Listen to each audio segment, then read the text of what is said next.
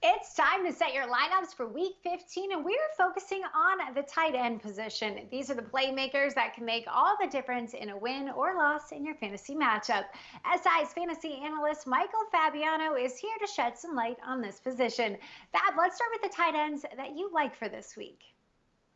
Robert Tonyan has become, well, Funyan to start from a fantasy perspective. He's got a touchdown and 13 plus points in each of his last 4 games. So he's kind of a chalk play at this point right now. You're starting Travis Kelce, Darren Waller. Of course, you're starting Mark Andrews. And then it could be Tonyan as the tight end 4 going into a matchup against Carolina. They've allowed 6 touchdowns and an average of nearly 15 fantasy points per game to tight end. So Tonyan is a very strong play. And I like Evan Ingram this week. Now, I get it. He had a stink bomb last week. He had 2 catches on 4 targets and 18 yards. It wasn't good. But if you survived, I do like the matchup against the Browns.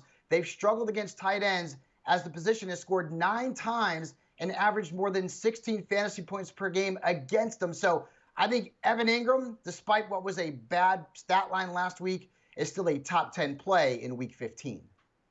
All right, well, also on the starting list is Eric Ebron and Rob Gronkowski. But Fabs, let's talk about the tight ends fantasy managers should avoid.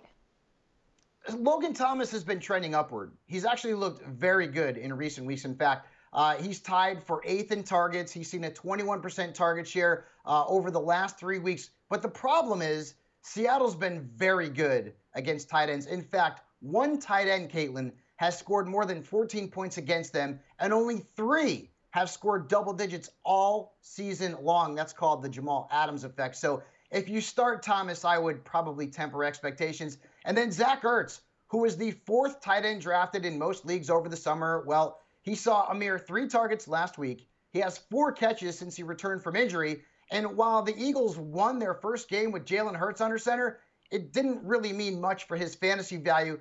He's got a bad matchup this week as well. The Cardinals have allowed just 3 touchdowns and the 5th fewest fantasy points to tight end. So Zach Ertz at this point should be on the bench or maybe even the waiver wire right now.